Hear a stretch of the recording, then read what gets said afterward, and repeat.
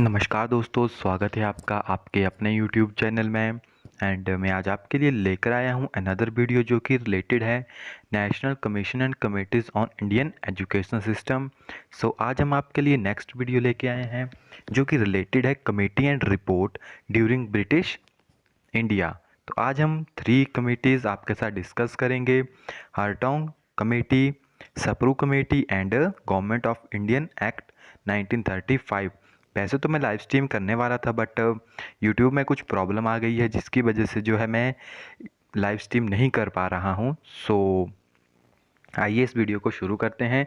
इसलिए मैं वीडियोस को रिकॉर्ड करके ही आपके लिए लेकर आया हूँ।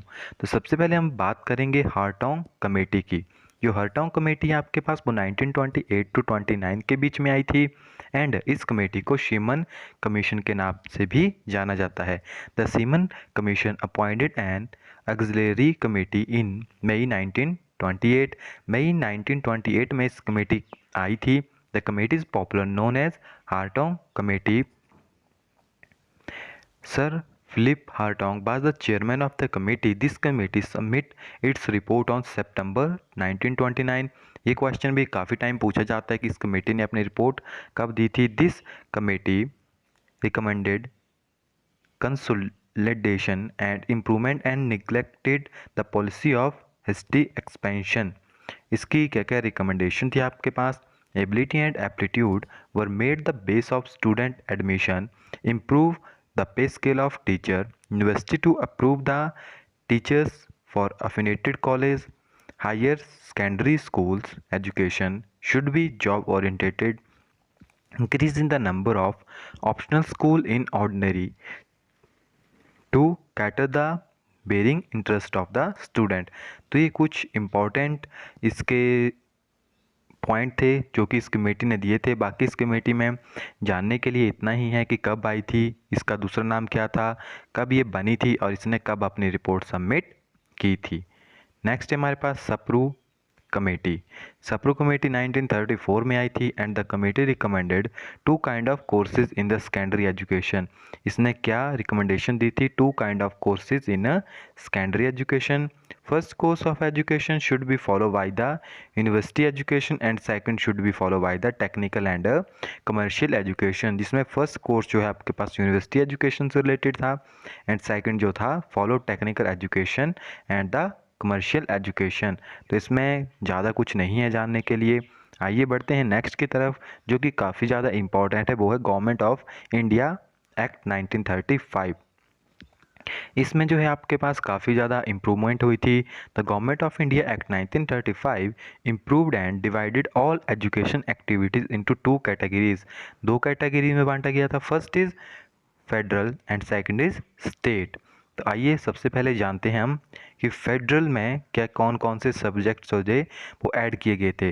The empirical library Calcutta, the Indian museum Calcutta, the empirical war museum, the victory memorial Calcutta and any similar institute control और फाइनेंस्ड बाय द फेडरेशन। तो फेडरेशन के अंडर जो है सारे के सारे इंस्टीट्यूट जो हैं वो आ गए थे।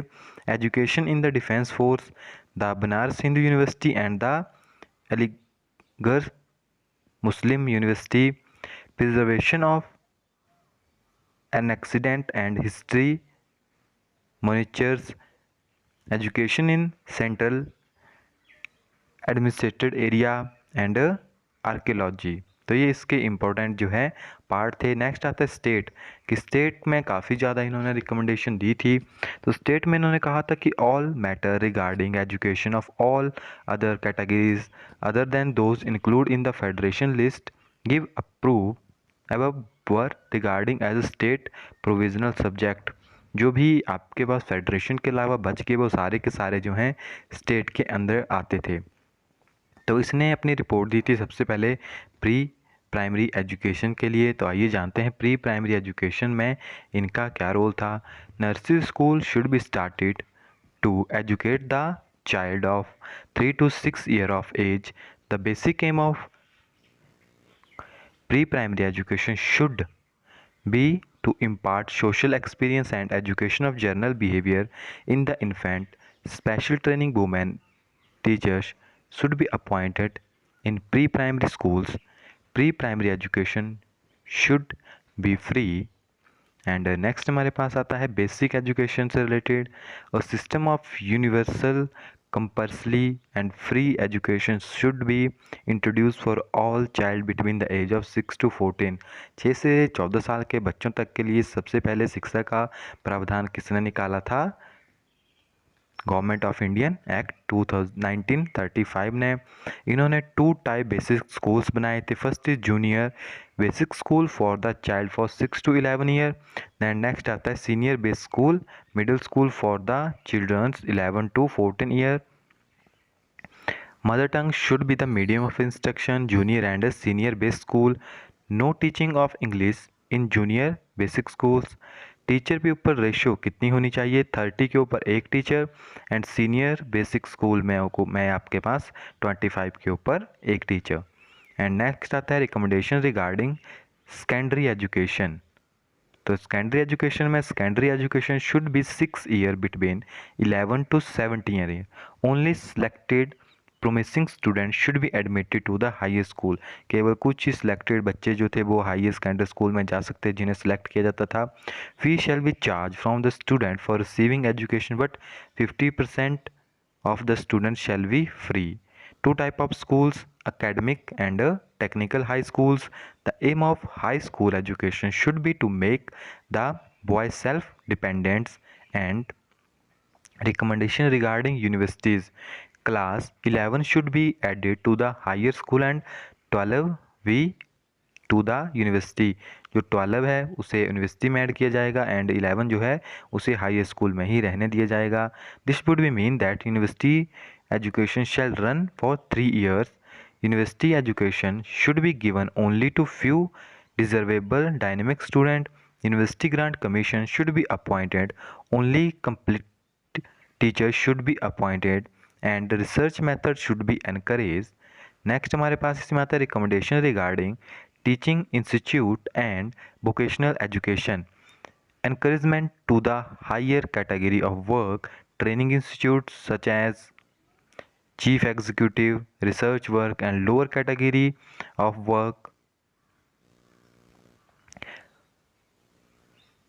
research works and lower category of workers such as foreman, charge head and other administrative officer. Skilled craftsmen should be provided by imparting technical education in senior high school. Adult education sergeant report. तो sergeant report जो थी आपके पास उन्होंने जो है adult education के लिए काम किया था। तो इन्होंने कहा था कि sergeant report recommended that adult education should be encouraged and various audiovisual aids as music, drama, folk, film should be the part of this। तो इसको जरूर याद रखिए, सर्जेंट रिपोर्ट इसके अंडर आई थी और इन्होंने इसके लिए काफ़ी ज़्यादा काम किया था फॉर अडल्ट एजुकेशन के लिए। अब टीचर्स के लिए भी इन्होंने कहा था ट्रेनिंग इंस्टीट्यूट होने चाहिए प्री प्राइमरी के लिए, बेसिक के लिए एंड हायर के लिए। एंड बाकी इसमें यही है सारा का सारा। एंड हेल्थ के केस में भी आपके पास कुछ ज़्यादा इंपॉर्टेंट टर्म्स ये नहीं है, सो इनको हम डिस्कस नहीं करेंगे। आप अगर स्क्रीनशॉट लेकर इन्हें पढ़ सकते हैं अगर आप पढ़ना चाहें तो इनमें कुछ इम्पॉर्टेंट नहीं है। गाइज़ आज थोड़ा वीडियो थोड़ी ज़्यादा इंटरेस्टिंग नहीं होगी क्योंकि रिकॉर्ड करके बनानी पड़ रही है। जल्दी हम कोशिश करेंगे कि अगर यूट्यूब का जो लाइव स्ट्रीमिंग का ऑप्शन है वो सही हो जाता है तो जल्दी से हम लाइव स्ट्रीम शुरू कर देंगे। जो भी इसमें इम्पॉर्टेंट टर्म्स थी वो हमने आपके साथ डिस्कस कर ली। तो आई होप जो भी आपके लिए इम्पोर्टेंट था वो आप तक पहुंच चुका होगा। सो मिलते हैं नेक्स्ट वीडियो में, तब तक के लिए thank you, have a nice day.